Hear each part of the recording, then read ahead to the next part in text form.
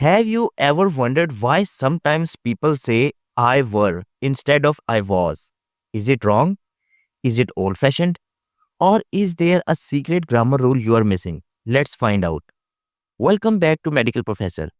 In today's lesson, we are talking about a grammar rule that confuses many English learners. I was versus I were. By the end of this video, you'll know when to use each one and how to sound more fluent and accurate in both everyday speech and formal writing. Rule number 1, the standard past tense. This section introduces the most common and grammatically correct way to talk about the past using the verb to be. The phrase I was is the simple past tense form of to be, used with first person singular subject I. It's used when you are talking about a real, factual event that actually happened in the past. Grammar rule: subject plus was. Use with I, he, she, it. This rule tells us that was is the correct past tense form of to be for singular subjects like I, he, she, it. For example, I was tired last night. This is a real event that happened. She was at the party. He was hungry. These are all factual past situations. So, was is the correct form to use. Common mistake. Don't say, I were tired last night. This is grammatically incorrect when you are simply talking about real past events. I were is not used in real past events. We only use I was for the purpose. Rule number 2, I were, the subjunctive mode.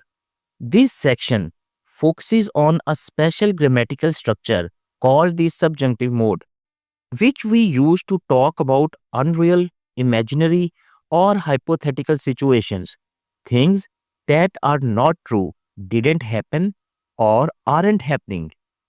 While I was is used for real situations, we use I were when talking about things that are not real, like dreams, wishes, or imaginary scenarios. Even though were is usually used with plural subjects in the subjunctive mode, we use it with I as well.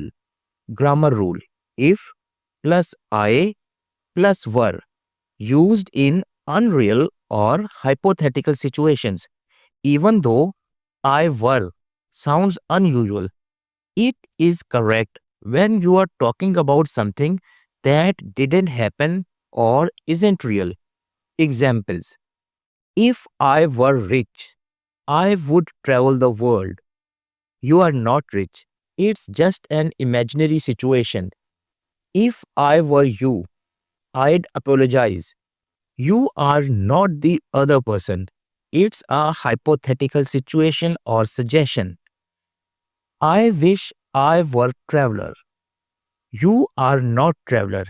It's just a wish. Common mistake. Don't say, if I was rich, I would travel the world. This is incorrect, informal, or academic English, although many native speakers may say it casually. Quick grammar comparison table. Let's break this table down so it's easy to remember when to use I was and when to use I were. Real past event. Use I was when you are talking about something that really happened. I was tired yesterday. Imaginary or wishful thinking. Use I were when talking about something imaginary, not real, or a wish. For example, I wish I were taller, or I wish I were traveler. You are not taller, but you are imagining or wishing it. Conditional sentences with if. Use I were when you are imagining a situation that isn't true, especially with if. For example, if I were rich, I'd travel the world. Final tip. If it's a real event, use was. And if it's imaginary, a wish, or a conditional, use were even with I. Rule 3. Formal versus informal use. In informal spoken English, like chatting with friends or in casual settings, you'll often hear people say, if I was you. And yes, even native speakers say it all the time. But here's the thing, it's not grammatically correct in formal English. Formal situations include academic writing, essays, reports, job applications, business emails, presentations, public speaking. In these contexts, grammar rules matter. That's why if I were you is the correct and expected usage. Informal speech is more relaxed.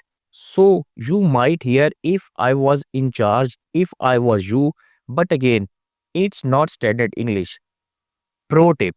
Stick with if I were in all formal or written contexts. It's the safer, more professional choice. Now let's look at some of the most common mistakes English learners made and how to fix them.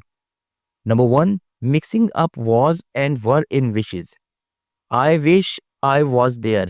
It's an incorrect sentence. The correct way is I wish I were there. Why? Because you are expressing a wish or imaginary situation. And we use were for unreal or hypothetical statements, especially after verbs like wish. Mistake 2. Using was in conditionals. If I was a bird, I would fly. The correct sentence is if I were a bird, I would fly. This is a hypothetical condition. It's not real. You are not actually a bird, so we use were. Mistake 3. Using were for real past events. I were happy yesterday. That's incorrect. I was happy yesterday. Why? This was something that actually happened. So we stick to the past simple form. I was. Use was for real past events and were for imaginary, hypothetical, or wishful situations. Alright, it's time to test what you have learned. I'll give you a sentence. You choose was or were. Let's go. Number 1. If I dash you, I wouldn't do that. Yes, the correct answer is if I were you. This is an imaginary or hypothetical situation. Use were. Number 2. I dash tired after work. I was tired. This is a real past event. Use was. I wish I dash a better singer. I wish I were a better singer. A wish, not reality. So we use were. She dash in the office all day.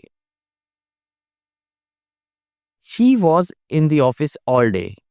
That's real past situation. She was is correct. How many did you get right? Let me know in the comments below. And don't worry if you missed one. Rewind, review, and try again. Summary. Let's quickly recap what we have learned today. Use I was for real past events. For example, I was at the park yesterday. Use I were for imaginary, hypothetical, or wishful situations. For example, I wish I were taller. Or, if I were you, I'd say yes. Even though I were might sound unusual, it's actually correct, especially in formal writing and conditional sentences.